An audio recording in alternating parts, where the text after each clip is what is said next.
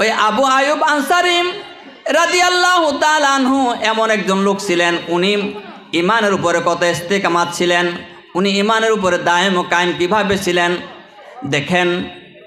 উনি যখন সাহাবা ইকরামের ইসলামের প্রসারের ঢেউ সারা পৃথিবীর মধ্যে লাগলো, হযরত ওমর রাদিয়াল্লাহু তাআলা আনহুর জামানায় ইসলামের ঢেউ সারা পৃথিবীর মধ্যে লাগলো।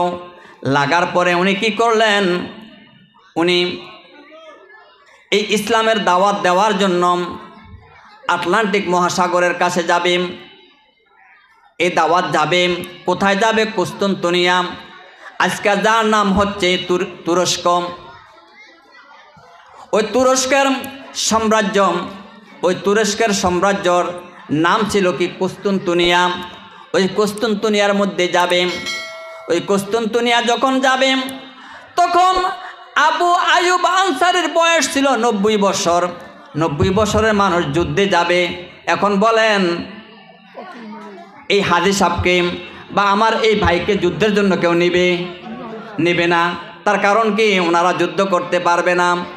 আবু আয়ুব আনসারীর বয়স যখন 90 বছর, উনি বললাম ভাই তোমরা কুস্তুনতুনিয়ায় যাবা, ওই ফসফরাসের আটলান্টিক মহাসাগরের ওই ফসফরাস পাড়ি দিয়ে তোমরা যখন কুস্তুনতুনিয়ায় যাবে আমাকে সেখানে নিয়ে যাও, আমি সেখানে গিয়ে যুদ্ধ করব, আল্লাহর দিনকে এই পৃথিবীর মধ্যে দায়েম ও কায়েম রাখার জন্য আমি চেষ্টা করব। আমার এই চেষ্টা অব্যাহত থাকবে, তোমরা আমাকে নিয়ে যাও। 90 বছর বয়সে যখন উনি নৌকার মধ্যে আরোহণ করলেন, আরোহণ করার পরে নৌকা যখন ছাড়ল, নৌকা ছাড়ার পরে কয়েকদিনের মধ্যেই উনি অসুস্থ হয়ে গেলেন। অসুস্থ হওয়ার পরে উনি নৌকার মধ্যে ওনার মৃত্যু শয্যায় পতিত। ওই সময় আবু আয়ুব আনসারী রাদিয়াল্লাহু তাআলা আনহু বলতেছেন, শোনো ভাই, যদি আমি এই নৌকার মধ্যে মরে যাই আমার শরীর পচে গলে যাবে, তোমরা আমাকে সাগরের মধ্যে ফেলে দিবা। এই ফসফরাস পাড়ি দিয়ে যাই, আটলান্টিক মহাসাগরের একটা তীর, ফসফরাস তীর পাড়ি দিয়ে সেখানে যেতে হবে, ওই কুস্তুনতুনিয়া তুরস্কে যেতে হবে। সেখানে যাওয়ার পরে তোমরা শোনো, নৌকার মধ্যে যদি আমি দীর্ঘদিন কয়েকদিন থাকি আমার লাশ পচে গলে যাবে, দুর্গন্ধে তোমরা সাগরের মধ্যে ফেলে দিবে। আমি তোমাদের হাত ধরে বলে যাই ভাই, আমি যদি যুদ্ধ করতে নাও পারি রে ভাই, তবে আমার হৃদয়টা বলে তোমরা যেখানে যাবা ওই কুস্তুনতুনিয়ার তীরে যখন তোমরা যাবে, ফসফরাস পাড়ি দিয়ে আটলান্টিক মহাসাগরের এই তীর পাড়ি দিয়ে যখন তোমরা ওই কুস্তুনতুনিয়ায় যাবে, সেখানে গিয়ে যেখানে তোমরা যুদ্ধ করবা ওই জায়গার মধ্যে আমার এই পচা গলা লাশটা তোমরা মাটি দিবা, যেন আমি আল্লাহর কাছে বলতে পারি আল্লাহ তোমার দিনকে কায়েম করার জন্য, তোমার দিনকে প্রতিষ্ঠা করার জন্য আমি আমার জীবন দিয়েছি, কিন্তু আমি যুদ্ধ করতে পারি নাই। আমি সেই ফসফরাস আটলান্টিক মহাসাগরের তীর পাড়ি দিয়ে আমি ওই ফসফরাস ওই কিনারা পাড়ি দিয়ে আমি কুস্তুনতুনিয়ার মধ্যে গিয়ে পড়ছি, আমার লাশটা এখানে আছে, আল্লাহ তুমি আমার এই দিনের জন্য তুমি আমাকে কবুল করে নাও। বলুন সুবহানাল্লাহ। এখন ইমানটা কিরকম দেখেন, মরার পরও বলছে ভাই আমার লাশটা নদীতে ফেলে দিও না, আমার লাশটা সাগরে ফেলে দিও না, আমার লাশটা সেখানে দিও, সেখানে যাওয়ার পরে যেন আমার লাশটা সেখানে মাটি দেওয়ার পরে যেন আমি আল্লাহর কাছে বলতে পারি আমি যুদ্ধের জন্য রওনা হয়েছিলাম কিন্তু করতে পারি নাই, আমার লাশটা সেই কুস্তুনতুনিয়ার মধ্যে আছে। বলুন সুবহানাল্লাহ। হৃদয় বিদারক ঘটনা ভাই। আবু আয়ুব আনসারী যখন একথা নৌকার মধ্যে বললেন, সাথী যোদ্ধারা বলল ভাই কি বলছ? সকলে ক্রন্দন করতে লাগলেন, সকলের হৃদয় চূর্ণ বিচূর্ণ হয়ে গেল। 90 বছরের লোক কোনো যুদ্ধে যায় না, কিন্তু ওনার আবেগের উপরে আমরা ওনাকে নিয়ে এসেছি।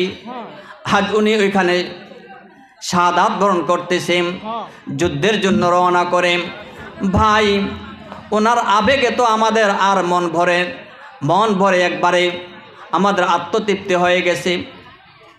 ওনারা সবাই বলল ঠিক আছে ভাই আপনি যা বললেন আমরা আপনার লাশটাকে ওই কুস্তুনতুনিয়ার নিয়ে যাব, সেখানে আপনার লাশটাকে সমাহিত করব। বলুন সুবহানাল্লাহ। রাসূলের প্রেম, রাসূলের উপরে ভালোবাসা, ইমানের উপরে ইস্তেকামাত কিভাবে থাকে? সাইয়্যিদিনা হযরতে মুসা কালিমুল্লাহর কাছে ঈমান এনেছে।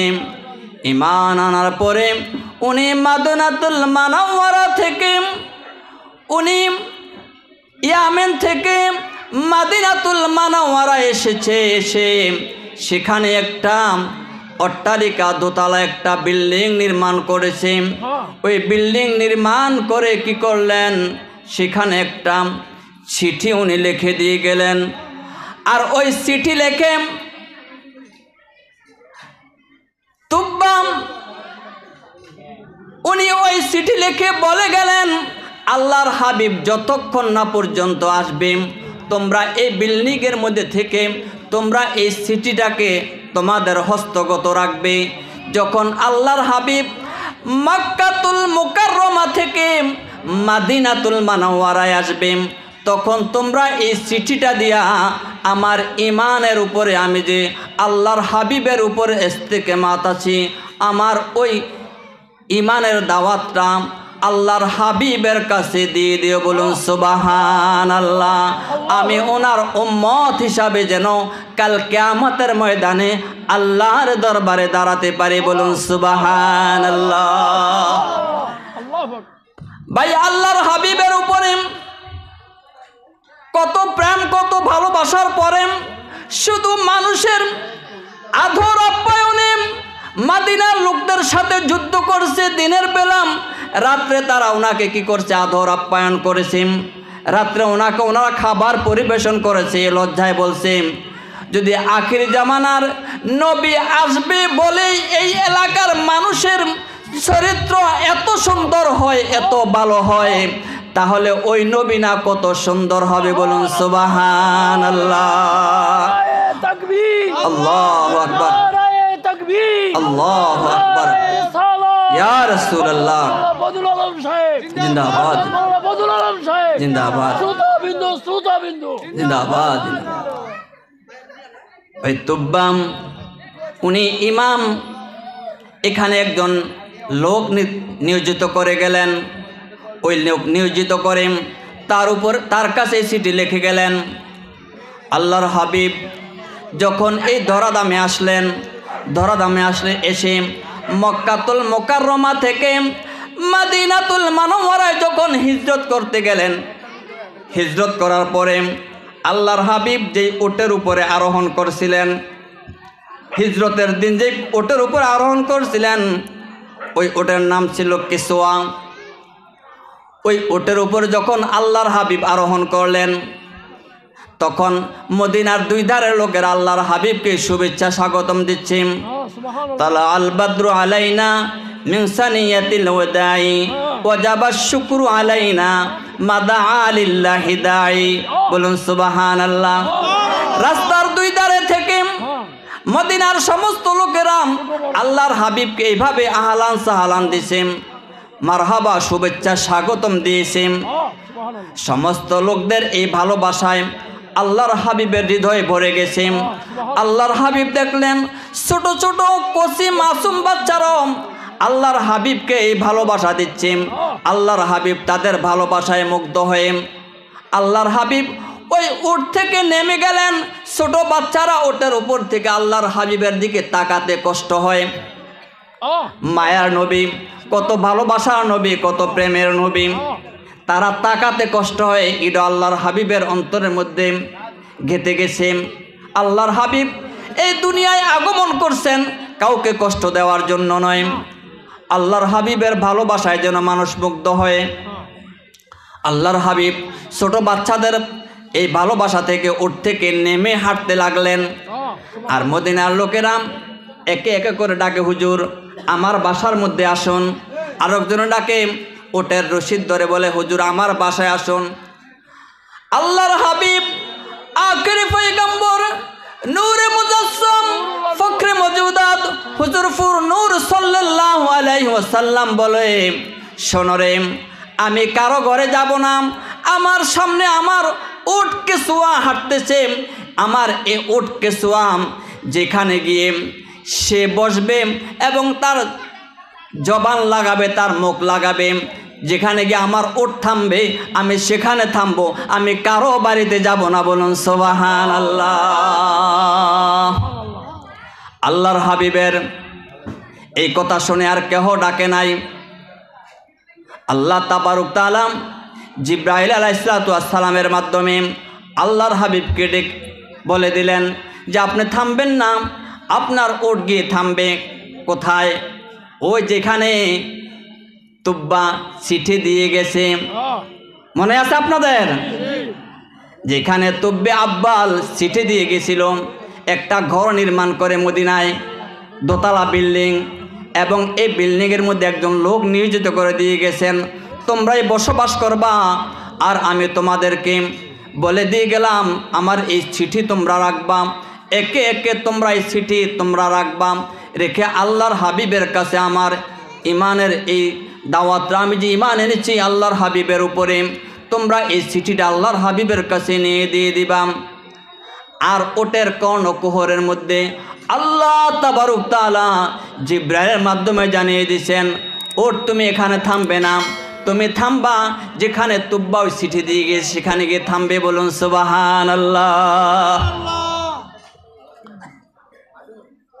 আমার কথা কি আপনার কথা বুঝতেছেন? চলবো না বন্ধ করে দেবো?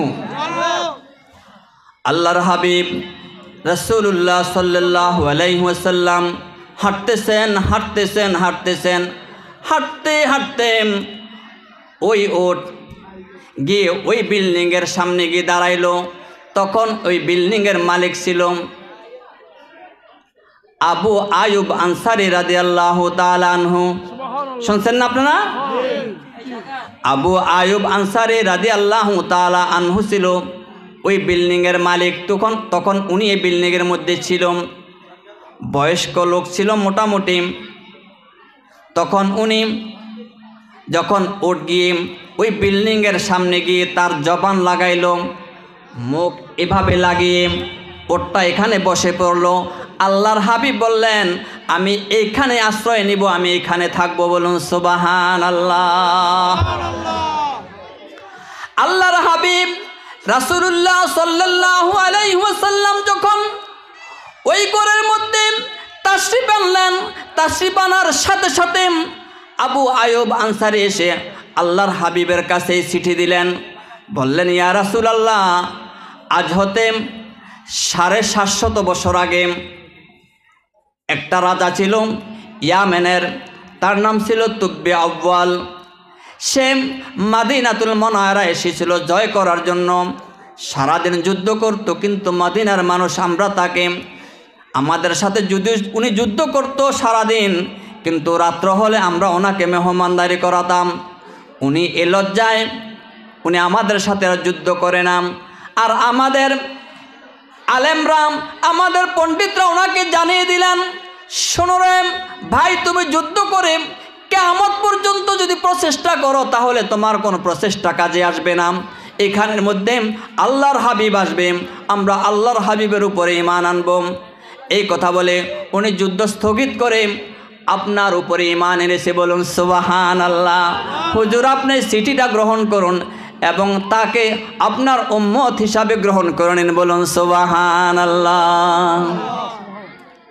আমি ধন্য গো ধন্য রাসূল তোমাকে পেয়ে, আমি ধন্য গো ধন্য রাসূল তোমাকে পেয়ে, আমি আরো বেশি ধন্য তোমার উম্মত হয়ে, আমি আরো বেশি ধন্য তোমার উম্মত হয়ে, আমি ধন্য গো ধন্য রাসূল তোমাকে পেয়ে, আমি ধন্য গো ধন্য রাসূল তোমাকে পেয়ে।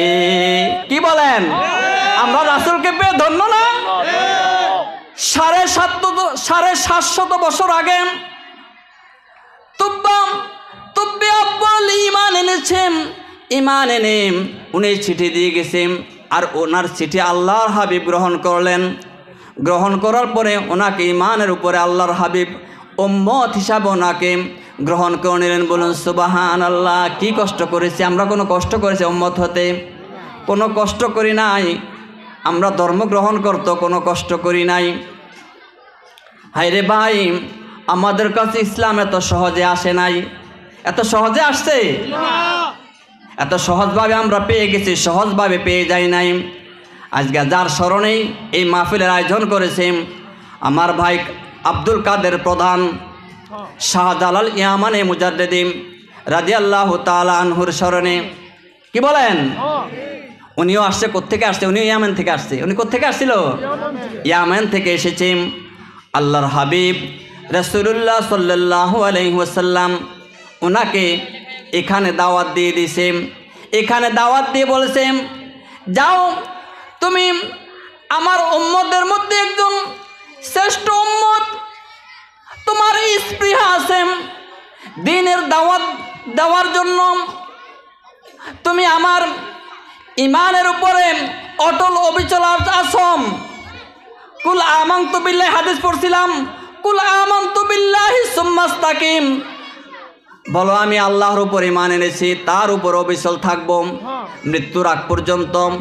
আমার জীবন যাবে, আমার গর্দান উড়ে যাবে, তবু আমি ঈমান হারা হব না, আমি ঈমানের উপরে থাকব। শাহজালাল মুজাদ্দিদি ইয়ামেনি রাদিয়াল্লাহু তাআলা আনহুকে আল্লাহর হাবিব পাঠিয়ে দিলেন, যাও আমার কিছু উম্মত, বলে দিলেন আমার কিছু উম্মত তারা পেরেশানিতে আছে, ধর্মের কোনো কাজ করতে পারে না। রাজা গোবিন্দের জন্য সে কি করে? মুসলমানদের উপর অত্যাচার করে। আর জেনে রাখান, সারা পৃথিবীর জালেম বাচ্চাদেরকে বলে দেই, আপনারা জেনে রাখেন ফেরাউনের অবস্থা আপনারা দেখুন, নমরুদের অবস্থা দেখুন, সাদ্দাদের অবস্থা দেখুন, আল্লাহ কাউকে ছেড়ে দেয় নাই। ফেরাউনকে আল্লাহ ছেড়ে দিয়েছে, ছাড়ে নাই। নমরুদকে আল্লাহ ছেড়ে দিয়েছে, ছাড়ে নাই। ওই ইসরায়েলের বাদশাকে আমরা বলতে চাই যে আপনাকে আল্লাহ ছেড়ে দিবে না। ফিলিস্তিনের আমাদের মজলুম মুসলমান ভাই বোনদেরকে কোনো খাবার দিচ্ছেন না। ত্রাণ সামগ্রী গেলে ত্রাণ সামগ্রীর গাড়ির উপরে কি করে? গতকালও ত্রাণ সামগ্রী গাড়ির উপরে 18টা গাড়ি একবারে গিয়েছিল, সেখানে তারা বোমা মেরেছে, সেখানে অনেকগুলো লোক নিহত হয়েছে। লেবাননে হচ্ছে, সিরিয়ার উপরে তারা সিরিয়াকে ধ্বংস করে দিচ্ছে। আর আমাদের মুসলিম রাজারা চেয়ে চেয়ে দেখছে। কিন্তু আল্লাহ তাবারক তাআলা বলেন, ইন্না আযাবি লাশাদীদ, আমার ধরা, আমার আযাব বড় শক্ত আযাব। আমার আযাব থেকে, আমার ধরা থেকে পৃথিবীর কাউকে আমি মুক্তি দেই নাই এবং কাউকে আমি মুক্তি দিব না। নমরুদকে কি আল্লাহ বিশাল কামানের গোলা দিয়ে মেরেছিল? আল্লাহ এইভাবে ধরব? শুধু একটা ল্যাংড়া মশাই কি করছে? নাকে দিয়ে ঢুকেছে, নাকে দিয়ে ঢুকে তার মাথার মস্তিষ্কের মধ্যে চলে গেছে। আর আল্লাহ তাবারক তাআলা বলেন, শুধু ওই মশা দিয়ে তোকে মারবো তা নয়, এই মশা তোর মাথার মধ্যে থাকবে আর তোকে আঘাত করবে কি দিয়া? পায়ের নিচের স্যান্ডেল দিয়া। ঠিক নেই? কি দিয়া তাকে আঘাত করা হয়েছিল? পায়ের স্যান্ডেল দিয়ে আঘাত করতে করতে করতে করতে সে বলতেছে, আমার ব্যথা বাড়তেছে, আরো জোরে আঘাত করো। জোরে আঘাত করার পরে তার মাথা কি হয়ে গেছে? ফেটে গেছে, সেখান থেকে সে মরে গেছে। আর মশা সেখান থেকে আবার বের হয়ে বেঁচে গেছে। বলুন সুবহানাল্লাহ। আল্লাহ এভাবে ধরবে, আমি আর আপনি যেই হই না কেন, কাউকে আল্লাহ তাবারক তাআলা ছেড়ে দিবে না, কাউকে ছাড় দেবে না। আল্লাহ তাবারক তাআলা এভাবে ধরবে, আর এভাবে ধরে আমাদেরকে অপমান অপদস্থ করে স্যান্ডেলের বাড়ি দিয়ে, স্যান্ডেলের আঘাত মাথায় দিয়ে আমাদেরকে এইভাবে শেষ করে দিবে। ভাই বলতেছিলাম, কার কথা বলতেছিলাম? তুব্বার কথা বলতেছিলাম। সেখানে ঈমান এনে চিঠি দিয়ে গেছিলেন। আর এই চিঠি আল্লাহর হাবিবের কাছে কে দিয়েছিলেন? আল্লাহর হাবিবের কাছে ওই চিঠি দিয়েছিলেন আবু আয়ুব আনসারী রাদিয়াল্লাহু তাআলা আনহু। উনি ওই চিঠি দেওয়ার পরে দেখেন উনি আল্লাহর হাবিবের জীবন পেয়েছেন। আল্লাহর হাবিবের জীবন পাওয়ার পরে উনি কি করছেন, উনি সাহাবায়ে কিরামদের সাথী হয়ে উনি প্রত্যেকটা যুদ্ধের মধ্যে উনি অংশগ্রহণ করেছেন। আর মদিনার লোকেরা এত সরল সহজ লোক ভাই, পৃথিবীর মধ্যে এমন মানুষ আর হবে না? হবে। মদিনার লোকেরা যখন মদিনার আনসাররা যারা মক্কাতুল মুকাররমার মুহাজিররা মদিনায় গিয়েছিলেন, মদিনায় যাওয়ার পরে ওই আনসারদের কারো যদি 2টা স্ত্রী ছিল বা 3টা স্ত্রী ছিল, তারা বলছে আমার মুহাজির ভাই মক্কা থেকে এসেছে, তার সন্তান নাই, ছেলে নাই, মেয়ে নাই, স্ত্রী নাই, সে কিভাবে চলবে? তার একটা স্ত্রী দিয়ে দিছে। বলুন সুবহানাল্লাহ। কত হৃদ্রতা, কত ভালোবাসা, আকাশচুম্বী ভালোবাসা। কারো যদি 3টা স্ত্রী ছিল, ওই ব্যক্তি তার মুহাজির ভাইকে 2টা স্ত্রী দিয়ে দিয়েছে, নিজের জন্য শুধু একটা স্ত্রী রেখে দিয়েছে। আমাদের দ্বারা কি সম্ভব হবে? নিজের স্ত্রীকে আমরা কাউকে দেব না। ওই আবু আয়ুব আনসারী রাদিয়াল্লাহু তাআলা আনহু এমন একজন লোক ছিলেন, উনি ইমানের উপরে কত ইস্তেকামাত ছিলেন, উনি ইমানের উপরে দায়েম ও কায়েম কীভাবে ছিলেন দেখেন।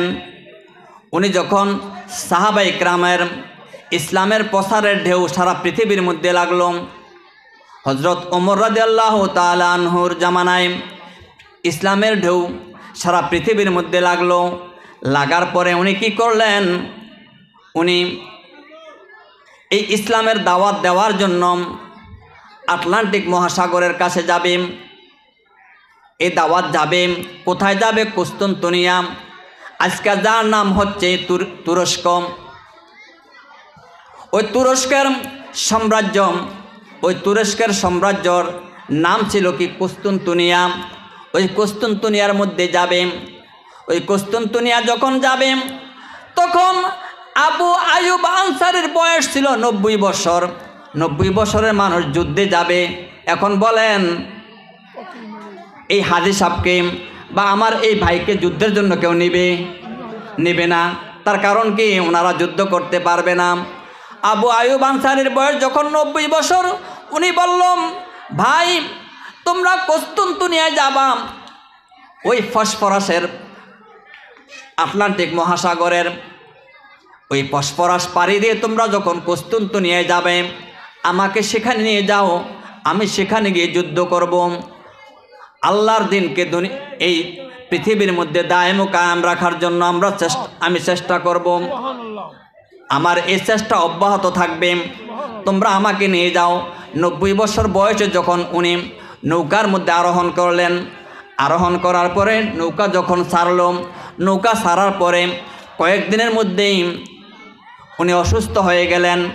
অসুস্থ হওয়ার পরে উনি নৌকার মধ্যে ওনার মৃত্যু শয্যায় পতিত। ওই সময় আবু আয়ুব আনসারী রাদিয়াল্লাহু তাআলা আনহু বলতেছেন, শোনোর ভাই, যদি আমি এই নৌকার মধ্যে মরে যাই, আমার শরীর পচে গলে যাবে, তোমরা আমাকে সাগরের মধ্যে ফেলে দিবা। এই ফসফরাস পাড়ি দিয়ে যাই, আটলান্টিক মহাসাগরের একটা তীর, ফসফরাস তীর পাড়ি দিয়ে সেখানে যেতে হবে, ওই কুস্তুনতুনিয়া তুরস্কে যেতে হবে। সেখানে যাওয়ার পরে তোমরা শোনো, নৌকার মধ্যে যদি আমি দীর্ঘদিন কয়েকদিন থাকি, আমার লাশ পচে গলে যাবে, দুর্গন্ধে তোমরা সাগরের মধ্যে ফেলে দিবে। আমি তোমাদের হাত ধরে বলে যাই, ভাই আমি যদি যুদ্ধ করতে নাও পারি রে ভাই, তবে আমার হৃদয়টা বলে তোমরা যেখানে যাবা, ওই কুস্তুনতুনিয়ার তীরে যখন তোমরা যাবে, ফসফরাস পাড়ি দিয়ে আটলান্টিক মহাসাগরের এই তীর পাড়ি দিয়ে যখন তোমরা ওই কুস্তুনতুনিয়ায় যাবে, সেখানে গিয়ে যেখানে তোমরা যুদ্ধ করবা, ওই জায়গার মধ্যে আমার এই পচা গলা লাশটা তোমরা মাটি দিবা, যেন আমি আল্লাহর কাছে বলতে পারি, আল্লাহ তোমার দিনকে কায়েম করার জন্য তোমার দিনকে প্রতিষ্ঠা করার জন্য আমি আমার জীবন দিয়েছি, কিন্তু আমি যুদ্ধ করতে পারি নাই। আমি সেই ফসফরাস আটলান্টিক মহাসাগরের তীর পাড়ি দিয়ে আমি ওই ফসফরাস ওই কিনারা পাড়ি দিয়ে আমি কুস্তুনতুনিয়ার মধ্যে গিয়ে পড়ছি। আমার লাশটা এখানে আছে। আল্লাহ, তুমি আমার এই দিনের জন্য তুমি আমাকে কবুল করে নাও। বলুন সুবহানাল্লাহ।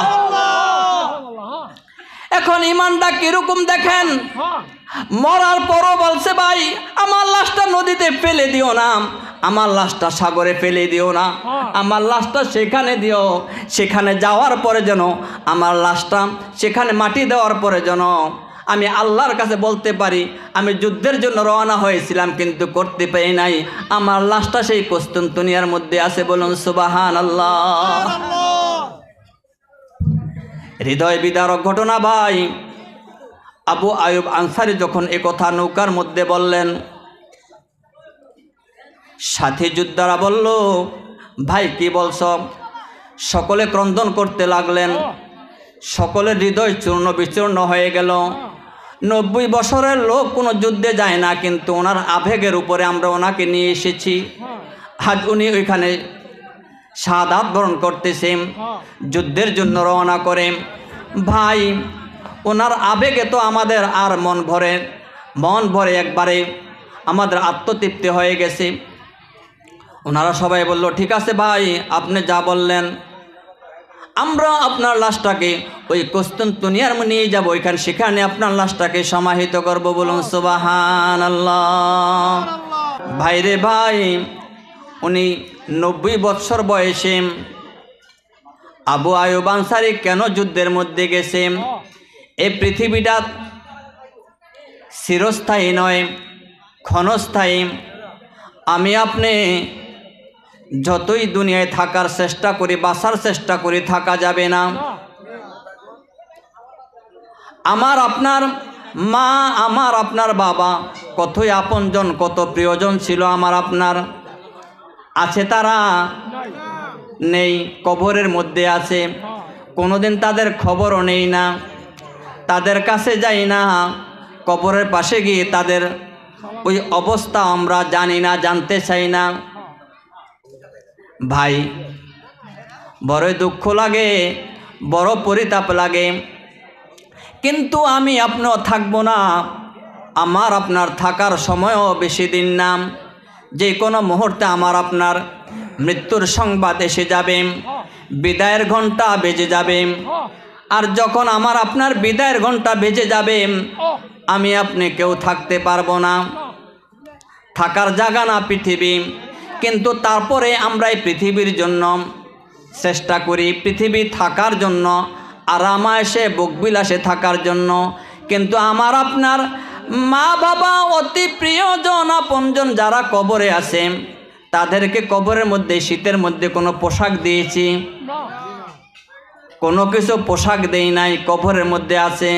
আমার আপনারও এই কবর ছাড়া আর আসল কোনো ঠিকানা নেই। আমাকে আপনাকে ওই কবরের মধ্যে যেতে হবে, কবরে হবে আমাদের আসল ঠিকানা। এই কবরে যেতে হলে কবরের সামানা লাগবে। কি বলেন, লাগবে কি না? না এইভাবে গেলেই চলবে? এইভাবে গেলে চলবে না, কবরের সামানা আমাদের তৈরি করতে হবে। আছে কি সামানা? নাই, খালি হাতে। সবাই কিভাবে যাব খালি হাতে? কবরের সামানা নাই। এটা দরুদ শরীফ পড়ি, সালাতুনিয়া রাসূল আল্লাহ, সালামুনিয়া সালাতুনিয়া রাসূল আল্লাহ আলাইকুম, সালামুনিয়া হাবিবাল্লাহ আলাইকুম। ভাই আমি ছোট্ট একটা এক্সাম্পল দিচ্ছি। বলেন, আমার আপনার গায়ের মধ্যে যে গরমের পোশাকগুলো আমরা ব্যবহার করি, যখন পৌষ মাস মাঘ মাস শেষ হয়ে যখন ফাল্গুনের হাওয়া প্রবাহিত হবে, তখন কি পোশাক থাকবে? কি করব? সেইটাকে ধৌত করব। ধৌত করে তারপরে এইটা কি করব? আয়রন করে এটাকে কি করব আমরা থুয়া দিব না থুয়া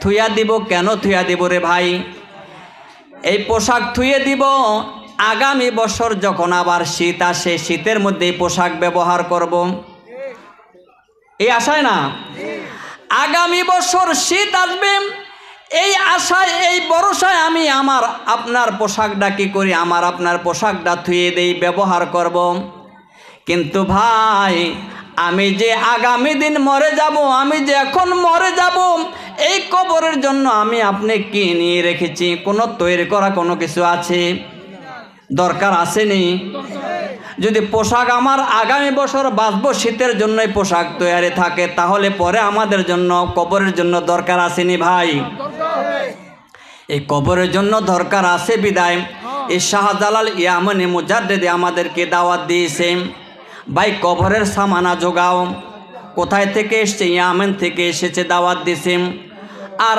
আবু আয়ুব আনসারীর কথা বলেছি আবু আয়ুব আনসারী ওই মদিনার মধ্যে ওনাকে দাফন করা হয়েছে আর আল্লাহ তাবারক তাআলা ওই ইয়ামেনে তুরস্কে তাকে দাফন করা হয়েছে তখন তুরস্কের নাম ছিল কস্তান্তনিয়া সেখানে ওনাকে দাফন করা হয়েছে ওখানে ওনার মাজার আছে আল্লাহর হাবিব রাসূলুল্লাহ সাল্লাল্লাহু আলাইহি ওয়াসাল্লাম ভবিষ্যৎবাণী করে গেছেন যে সেখানে আমার একজন উম্মত আসবে উনি সারা দুনিয়ার মধ্যে ইসলামের দাওয়াত দিবেন ঠিকই ওইখানের মধ্যে আল্লাহ তাবারক তাআলা সেখানে ওসমান গাজীকে পাঠায় নাই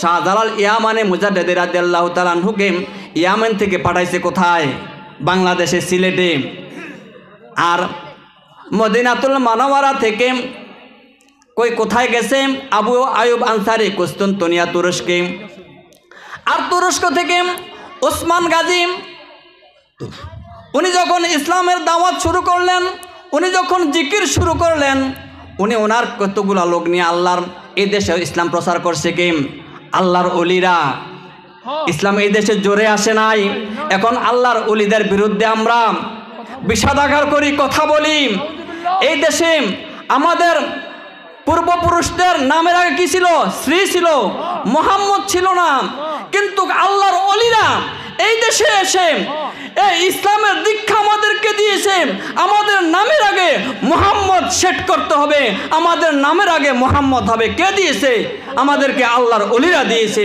এই দেশে কোনো সাহাবাই আসে না এই দেশে কোনো নবী আসে নাই এই দেশে এসেছে ওলিরা আর এই ওলিদের মাধ্যমে এই শাহজালাল ইয়ামানি মুজাদ্দিদ রাদিয়াল্লাহু তাআলা আনহুর মাধ্যমেই আমরা কি পেয়েছি ইসলাম পেয়েছি কি বলেন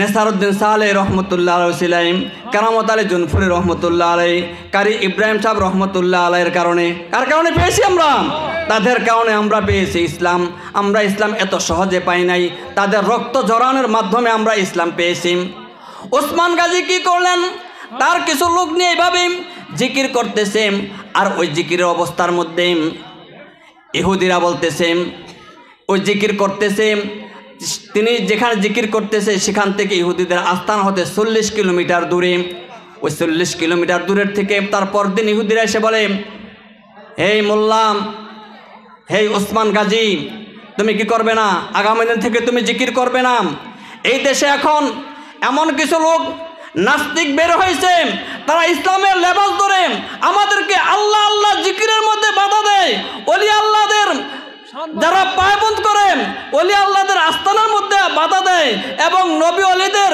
যারা শরণাপন্ন হয় তাদের বিরুদ্ধে তারা বিরুদ্ধে আচরণ করছে কিন্তু সেই ওসমান গাজী যখন এই জিকির করতেছিলেন এই জিকিরের মধ্যেই তখন 40 কিলোমিটার দূরের থেকে এসে ইহুদিরা বলতেছে হে ওসমান গাজী আগামীকাল থেকে তুমি জিকির করবে না তার কারণ কি তুমি এখান থেকে জিকির করলে ওই 40 কিলোমিটার দূরে আমাদের পাথরের পাহাড় আমরা ওই পাহাড়ের মধ্যে পাহাড়ের পদদেশে আমরা থাকি সেখানে আমাদের ওই পাহাড় সহকারে আমাদের বাড়িঘর সমস্ত কিছু কম্পন করে বলুন সুবহানাল্লাহ আল্লাহু আকবার আল্লাহু আকবার ইয়া রাসূলুল্লাহ জিন্দাবাদ জিন্দাবাদ ইকবালের মাহফিল জিন্দাবাদ জিন্দাবাদ বদরুল আলম সাহেব, আল্লাহ বদরুল আলম সাহেব জিন্দাবাদ জিন্দাবাদ শ্রোতাবিন্দু জিন্দাবাদ। আলেম ওলামার আগমন।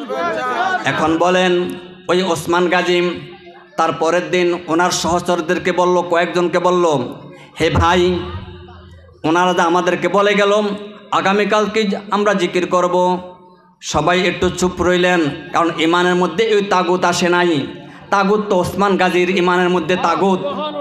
ওসমান গাজী বলতেছেন আগামীকাল এখানে করব না, আগামীকাল তাদের ওই পাহাড়ের পাদদেশে ওই 40 কিলোমিটার দূরে তারা যেখানে থাকে সেখানে গিয়ে জিকির করব।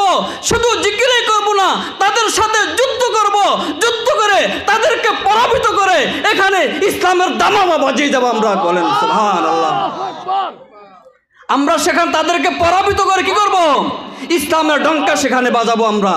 তারা বলল, কি বলেন হুজুর, আমরা মাত্র সংখ্যায় মাত্র আমরা কয়েকজন লোক, তাদের হাজার হাজার সৈন্য সামন্ত রয়েছে। ইহুদিরা পারস্য, রোম সমস্ত কিছু তারা দখল করে নিয়েছে, আমরা কি তাদের সাথে পারবো? অবশ্যই আমাদেরকে পারতে হবে। তোমরা কি আমার সাথে যেতে রাজি আছো? সবাই বলল, হ্যাঁ আমরা যেতে রাজি আছি। তারপরের দিন ওসমান গাজী রহমতুল্লাহ আলাই সেখানে গেলেন। সেখানে গিয়ে বলল, আমরা তাদের সাথে অস্ত্র দিয়ে যুদ্ধ করব না, আমরা আমাদের হাতের মধ্যে তাসবিহ দিয়ে যুদ্ধ করব, আর আমাদের অস্ত্র হবে লা ইলাহা ইল্লাল্লাহ, লা ইলাহা ইল্লাল্লাহ। আমরা যখন এই ধ্বনি দেব, তখন ওসমান গাজী লা ইলাহা ইল্লাল্লাহর ধ্বনি দিলেন, তখন তাদের ওই পাথরের পাহাড়, তাদের বাড়িঘর চূর্ণ বিচূর্ণ হয়ে সমস্ত কিছু ধুলায় দূষারিত হয়ে গেল। বলুন সুবহানাল্লাহ।